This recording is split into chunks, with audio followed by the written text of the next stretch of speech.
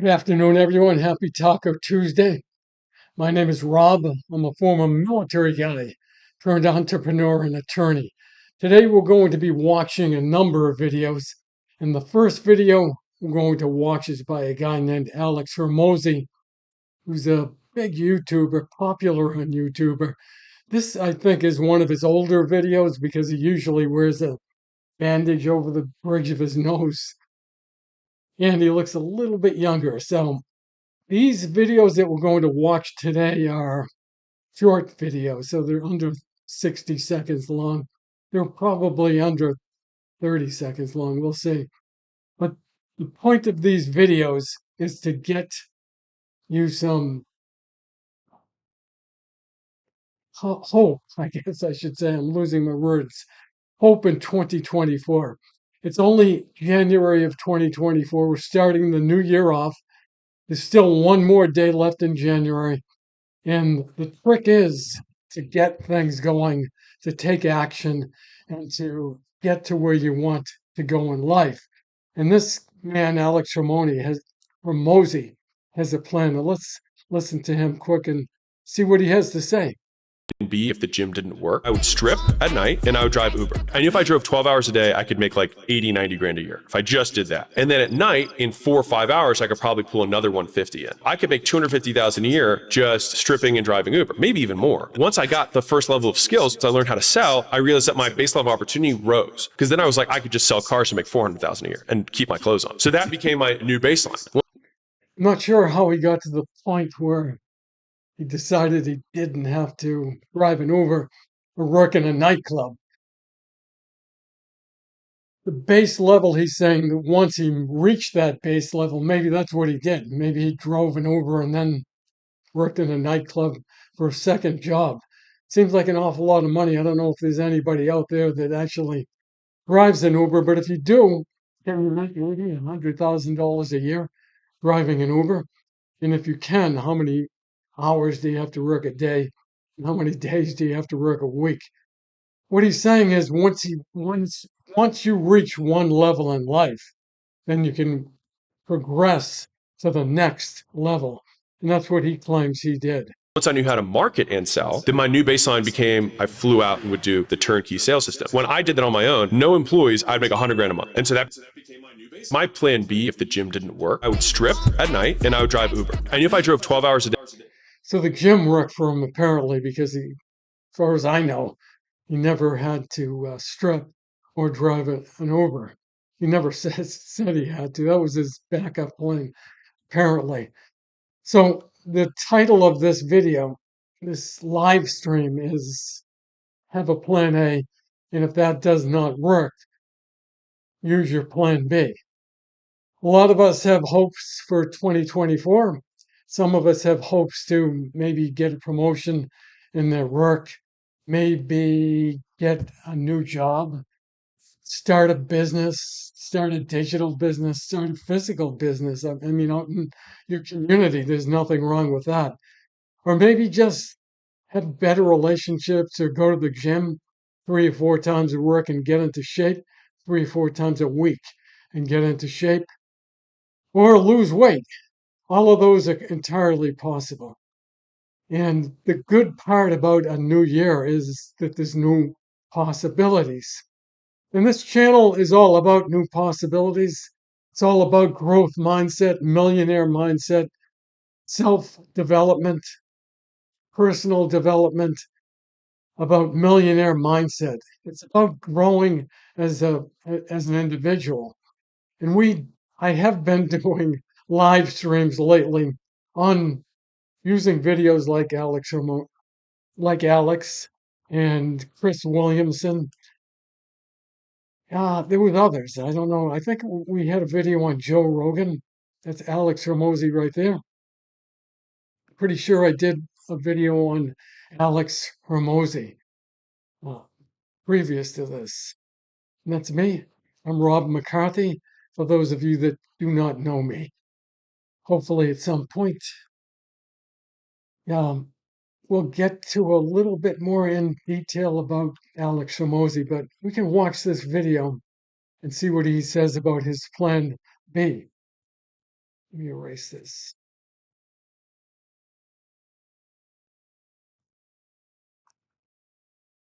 I'm using a software, and for whatever reason,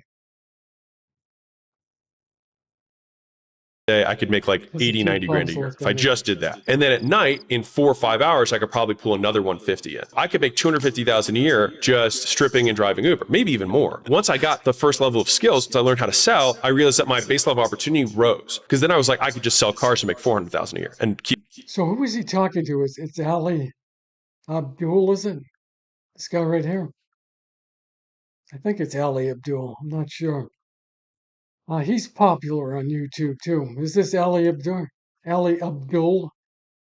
He's popular on YouTube, really popular, and good reason. He has a big following. I believe he was studying to be a physician, and he actually went through medical school, and he never became a physician because he started doing YouTube. I am an attorney and I did go to law school, and I've been practicing law for a while. I'm an attorney in private practice in the Boston, Massachusetts area. I'm not taking new clients at this point, but I do like to point out that law and being in the Marine Corps taught me a bunch about success and mindset and having the right mindset to get to where you want to go in life. In other words, I'm not telling you that if you believe something, so a lot of people say Think and Grow Rich, that book, they subscribe to that, or there's a bunch of other books and videos out there that if you think hard enough, if you visualize hard enough, then you'll get that whatever you're visualizing into your life. I don't think it's as easy as that. It's not as easy as saying, I want a Rolls Royce, and you think of a Rolls Royce in your mind for a week, or you want a Jaguar, or you want a boyfriend or a girlfriend, or you want more peace in your life. Whatever it is that you want to visualize, it doesn't necessarily mean it's going to appear magically. As a matter of fact, I can guarantee you that it's not going to appear magically. But what can happen is if you don't have a positive mindset, if you're not thinking of, if you don't have goals in mind, if you don't have dreams, you don't have aspirations, you don't have this vision in your mind of where you want to be in life, then you're not going to get there. And I've said it a million times. I've said it over and over again, probably not a million times, in my videos, that there is something called confirmation bias. And confirmation bias is when we believe a certain way. So if you believe, for instance, all women are out to get men, you're going to see a lot of videos on YouTube or wherever you watch videos that confirm that belief. All of a sudden, videos will start popping up. And that's not because it's some kind of magic trick. It's because, well, the algorithm is tracking your preferences, but it will. You'll start seeing more and more videos on that subject, and that's not going to get you anywhere in life. So if you have a confirmation bias, if you believe in it, we're going to see a video later on in this live stream, about somewhat like what do you know that you don't know? And it's a question that I've asked, and I think I even started writing a book on this. And it's a tricky question because none of us knows what they don't know. And that's getting back to the algorithm. If you start watching videos on whatever the subject it is, and you find that they keep popping up over and over again, but different versions of the same video, then you're never not going to know what you don't know. In other words, the only way to know what you don't know is to experience something different. I went to Boston College, and in Boston College, some of the classes are taught by Jesuit priests. And those Jesuit priests are Catholic priests. And obviously they believe in the Catholic religion and Jesus and a whole bunch of other things, which we won't get into right now. But even in those classes taught by Jesuits, there were certain classes that we took that were, let's say, a survey on religion.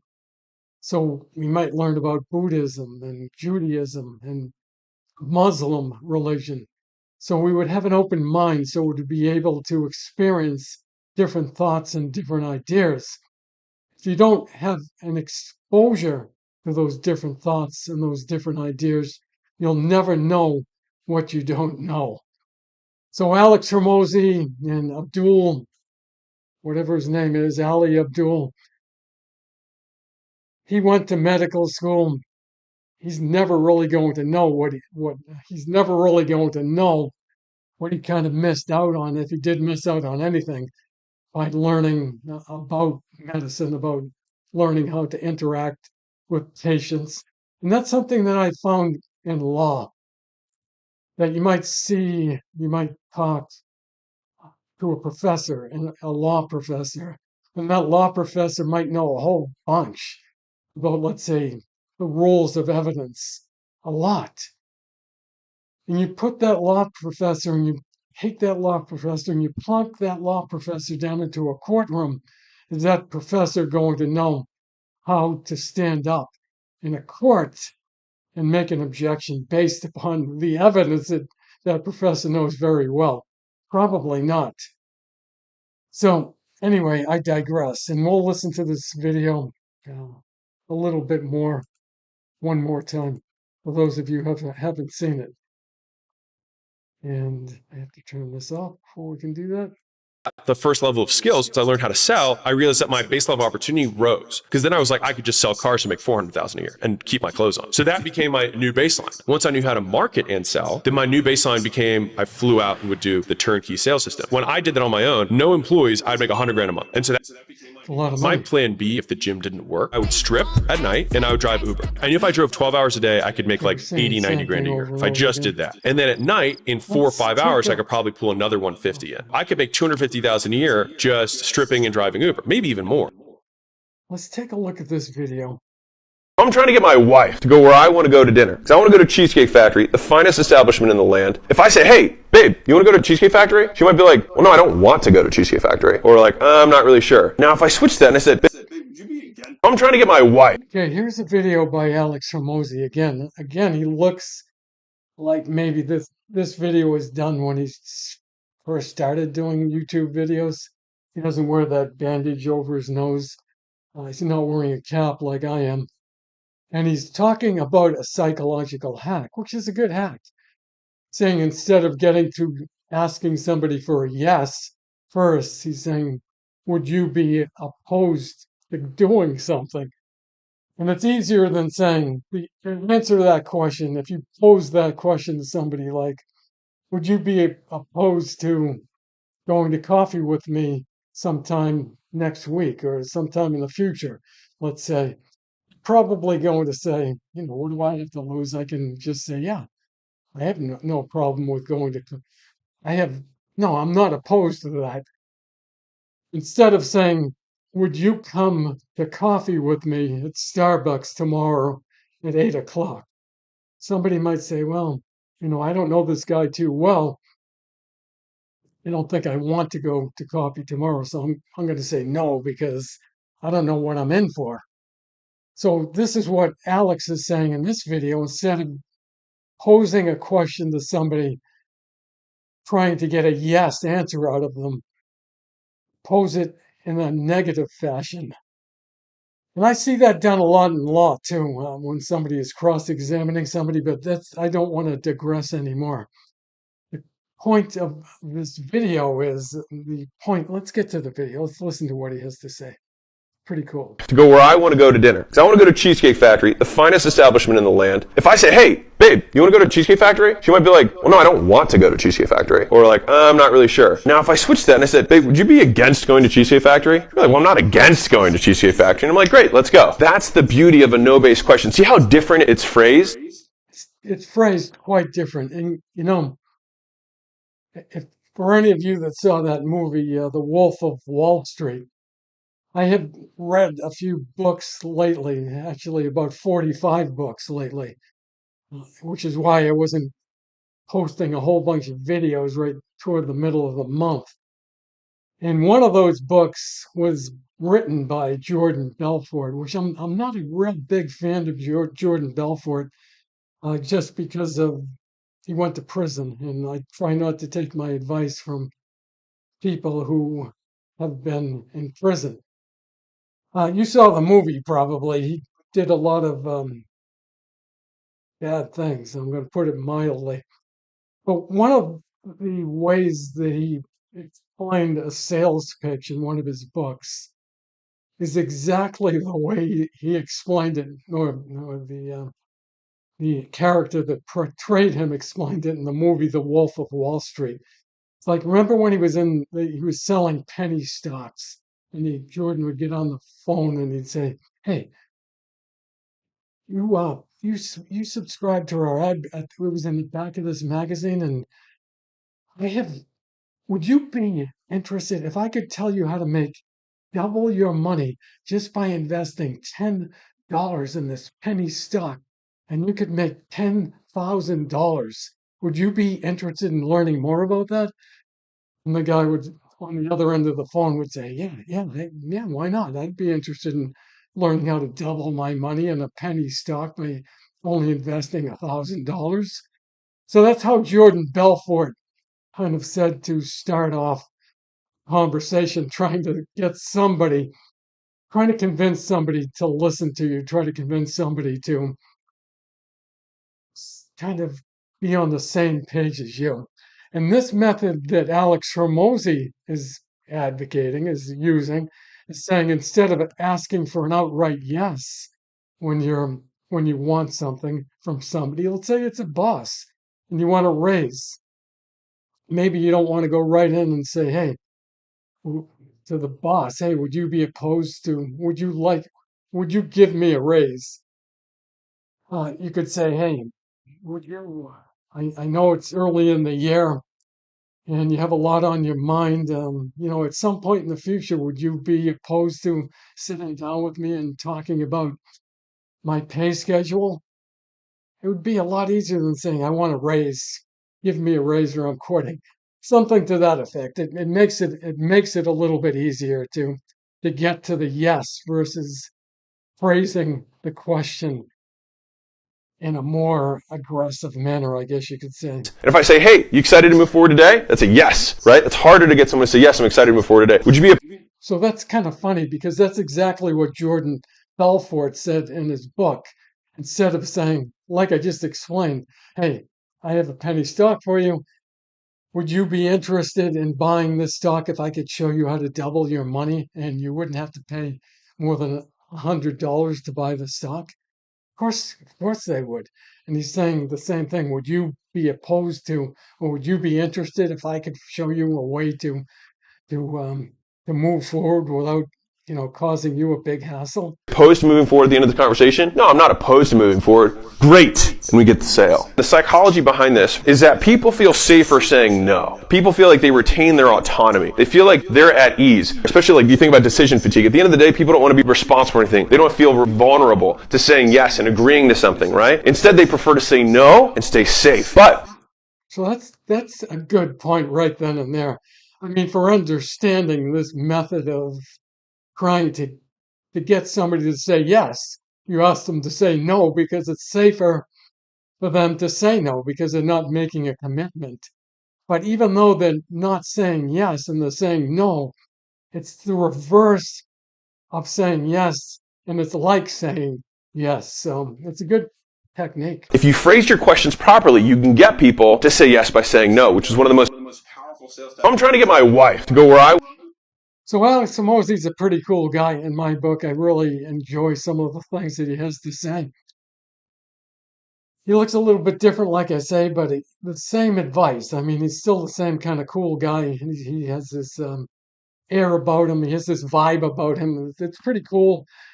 And he does have a lot of good things to say. So I like to listen to him every once in a while. But let's see if we I heard can this see this. close years ago, and this guy got on stage and he was like, "Hey, ma'am," she was like, "How much do you make?" She was like, $50,000. So he wrote $50,000 on the whiteboard, and then he wrote $1,000,000 on top of the 50,000, and he subtracted it. It said 950,000. He said, "You pay life $950,000 every single year for not knowing how to make $1,000,000 a year." The most expensive thing that all of us are paying for is the information that we don't know. I heard this close years ago, and this guy got on So stage and he here's was like, that- "Hey, ma'am," she was like, "How here's much what do you we were make?" She was like, talking about $50,000. So he earlier wrote in the $50,000 on the whiteboard, and then he wrote $1,000,000 on top of the 50,000. And he said, Here's what we were talking earlier about in the live cast, and that is, and he said it, and I've heard a number of people say it over the years. And like I say, write, I started to write a book on it, and that is, you don't know what you don't know.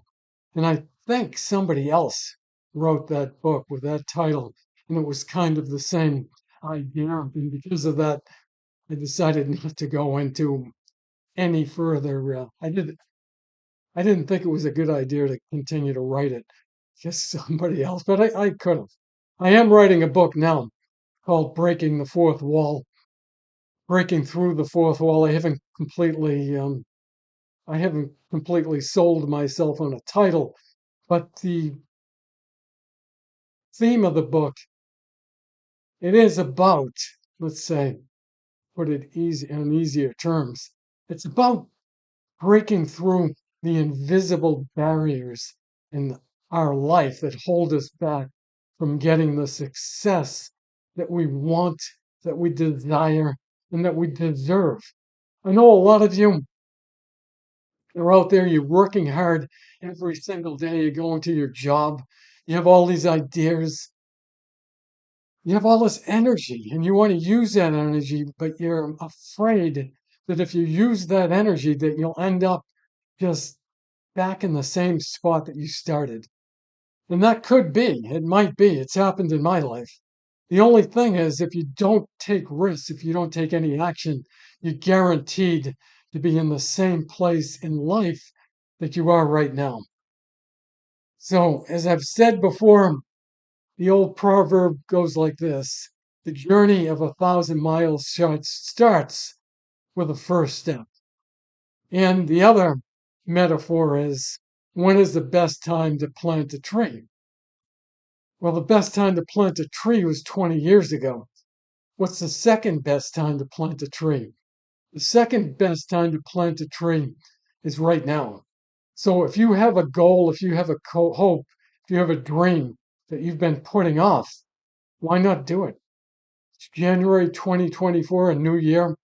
You promised yourself that you were going to do certain things during this year. Why not take action right now and do it? I have confidence in you. I think you can do it. I believe that you can do it. And like I've said on other podcasts, other live casts, I should say, I'm a former United States Marine Corps major. And when I went through boot camp, let me tell you a story. I went through boot camp and it was a difficult experience. Let me paint a little picture of a typical day. You'd get up at 4 o'clock and we'd get up at 4 o'clock in the morning. Sometimes the drill instructors would come in to the squad bay. And when I say squad bay, think of a gymnasium possibly, but smaller, a lot smaller. Let's say, a quarter or a third, a 16th of the size of a basketball court. And it was long and narrow and probably housed, I don't know, 40 Marine Corps candidates.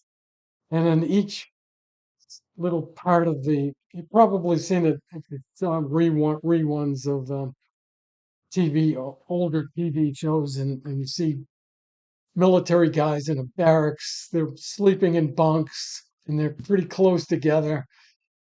And you can hear the guy next to you snoring, and it's hard to sleep. Although I don't think I had a difficult time sleeping because we were busy all day long doing physical activities and getting yelled at. But Picture this: you're in the squad bay at 4 o'clock in the morning.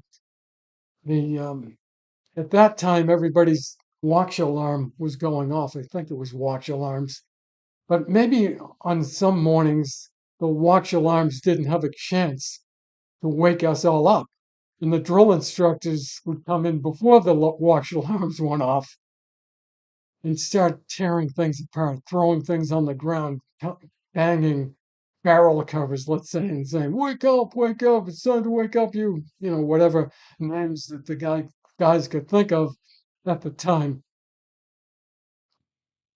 Point I'm making is all throughout that Marine Corps boot camp, things like that went on. Name calling from the drill instructors, threats from the drill instructors, physical activity that pushed you to the limit. And not once, really, was there a good word from the drill instructor saying, "Oh, you did a good job today. Good Marine." That never happened. The confidence was never built up from the outside by the drill instructors or by anybody else in the Marine Corps. It was built up from the inside. And that's where confidence comes from, the inside. And that's where your confidence can come from. So in 2024, when you want to do something that you have already made a resolution to do, then why not summon the courage from within your heart, from within, the confidence from within? Take a step tonight or tomorrow morning to get to the point in life where you want to go.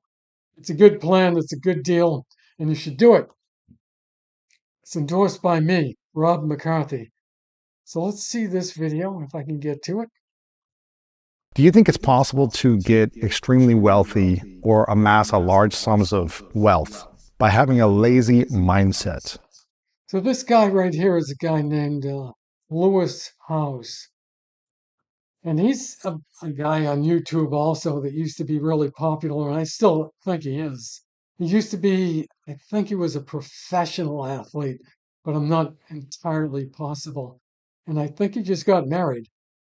And what a lot of these guys like Lewis Howes does, I won't even get into it, but let's suffice it to say that I think he's a smart guy and he has a lot of good things to say. So he's interviewing a guest and he's asking the guest, is it good to have a lazy mindset? Let's see what we can do here.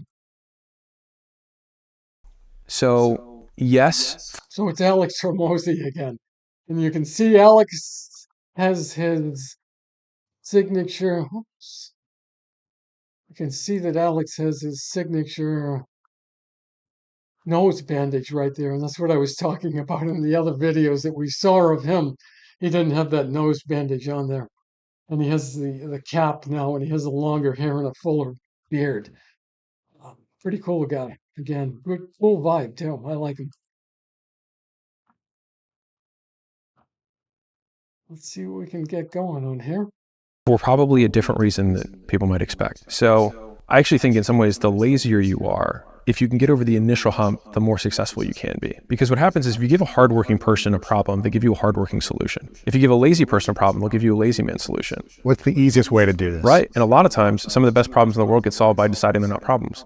What do you mean? Let's say Layla says, babe, and I don't like being called babe, right? Now, I could have a huge discussion about this, and this is our plan so we can... So we're going to talk about this, I believe, in the next video, and that is how you should respond to somebody, or what the best way is. And what Alex Hormozy is saying right now is that sometimes it's better, rather than expending your energy trying to get to the ideal solution, to just get something done. Get you out of saying this because it makes me feel this way. It reminds me of my mom, whatever, right? Or you just let it go. Or I decide that it's not a problem. And it's way faster to solve problems that way by deciding they're not problems to begin with. Interesting. Do you think it's possible to get extremely wealthy or amass a large sums of wealth? I don't necessarily think that it's extremely likely that somebody that's lazy, that procrastinates, that doesn't take action, that doesn't get off their butt, to become wealthy. Because to become wealthy means that you're going to have to take action. You might have to learn a new skill. You might have to learn about investing in real estate, stocks and bonds and businesses. And in order to do that, there might be easier ways to do it, but you're still going to have to do some work. What he's saying, what Alex and Lewis Howes is saying, is that sometimes it's possible for somebody that's trying to look for an easy way out to find an easy way out. And if you can do that, why not do it? There's nothing wrong with that. So if you're trying to learn how to invest in stock market, why not use artificial intelligence to help you pick the best stocks, or watch a podcast that's going to teach you how to do it in an hour versus reading a 4 hour book. I don't think you're going to learn how to invest in an hour podcast, but you get the idea. So let's get to our next video. And this is, well, this is something that I thought was How to kind of respond interesting. to "I was just joking." Number one, my personal favorite, then be funnier. What you're saying is that insult coupled with "I was just joking" after it doesn't mean it's a joke. So if you were going for funny, that wasn't it. So this guy is an attorney, and I kind of know where he's coming from because I'm an attorney also. And let me see, I just want to bring this up here. I already did this one. Yeah. I was hoping to show you his.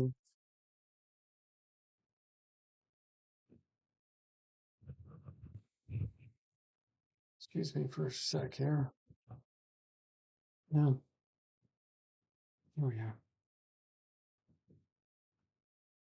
So this is him right here. Just ask Jefferson. And on here, he says that he is, it doesn't actually say, he says it's Jefferson Fisher. And I know he's an attorney and he has a bunch of videos. And he tries to give people an idea of how to respond, let's say, to this argument that I was only joking. Well, okay. Number two, I'm surprised by that. Now this is a complete power flip because as soon as you say "I'm surprised by that," they're going to ask questions. They'll say, "What do you mean?" And you're going to repeat it. I was just surprised by that.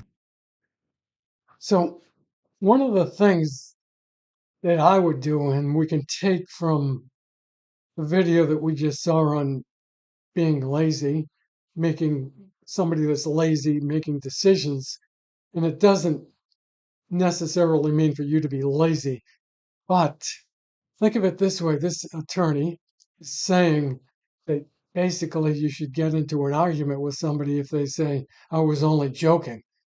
If you're that offended by somebody saying, I was only joking after they say something to you, maybe they are only joking. First of all, I don't think I would try to see something in a positive light, and I would try to put it in a positive frame and interpret it in a positive way before I would resort to what this attorney is saying. That's number one. Number two is, if they did mean to insult me, I wouldn't give them the opportunity to to believe that I was offended by it. I would just say, okay, and maybe not interact with them anymore. Probably not interact with them anymore. Because what we want to do is surround ourselves with people who are positive, that are looking to get to a better place in life, or already are in a better place in life. That is an old saying that if you want to be the dumbest guy in a room full of smart people, because you'll learn from them. You'll learn from what they've done in the past. And I think to say the dumbest guy in the room isn't a good way to describe it, but to be maybe the least experienced guy in the room, because I believe that anyone, if they apply themselves, can get to a place in life where they want to be, where they're as smart as they want to be, where they have enough knowledge, where they have the amount of knowledge that they want to have. So when you're trying to come up with a clever reply to somebody that you think insulted you, why are you even in the same room with somebody that would do that? You shouldn't be in the same room with somebody that would do that. That's where I disagree with him. Anyway, he's thinking like a lawyer because he is a lawyer, and I've spent a long time as a lawyer trying to unthink like a lawyer. And that's part of the book that I'm writing right now about how to break through the fourth wall. And that's how to start learning to think in a different way that's going to get you further in life. Arguing with people is not going to get you further in life. Uh, Knowing clever retorts to people's sarcasm isn't going to get you further in life. What will get you further in life is being around people that don't use sarcasm, that aren't apt to insult you or put you down. Again, I would come to the conclusion, I would try to reframe if somebody says I was only joking about that, I wouldn't react like he did and say, I'm surprised you said that. I would smile and say, "Oh, that's funny. You're a cool guy." And then if I did actually think that he was the kind of kept doing something like that and was trying to insult me, that would be the end of him and my circle of friends. So let's see what I'm not saying that this guy isn't cool either, but I'm just saying that I would take a different tactic on how to respond to somebody. Again, the last question. Surprised by what? You're going to respond, I'm just surprised you went with that. It completely flips the power to where now you are the one that is more assertive and more confident while they're the one asking questions in the weaker position. I think if you're doing that, if you're trying to appear more confident, then you have a problem with confidence because, as I was saying earlier about the Marine Corps, confidence doesn't come from being able to reply to somebody with a clever retort or to throw another insult back at somebody that you think has insulted you. Confidence comes from being secure in your own thoughts and saying what's on your mind because you might be able to help somebody out to make them feel better, maybe to make them feel confident. So this guy has a whole bunch of followers, and apparently a lot of people are wanting to know how to use sarcasm and retorts and how to respond to sarcasm. 3, it doesn't sound like a joke. It sounds like an issue. And then be quiet. Once you've called them out, Wow. I mean, you're talking about you're talking about somebody that just said I was only joking, and you're calling them out on it. Okay, well, I hope it was. I mean, I hope this person you're calling out is actually not joking because I'm going to take it as a joke and I'm going to laugh and I'm going to say, okay. But this guy is on the other end of the spectrum saying that he's going to call them out on it. Anyway, it's Taco Tuesday. It's getting late, and I hope that everybody that watched this and everybody that watches on a replay gets something out of it. My name is Rob. For those of you that don't know me, I am a former military guy turned entrepreneur and attorney. By that, I mean I was a major in the United States Marine Corps. I'm currently an attorney in private practice, and I am a digital entrepreneur. Thank you, everybody, for tuning in. I appreciate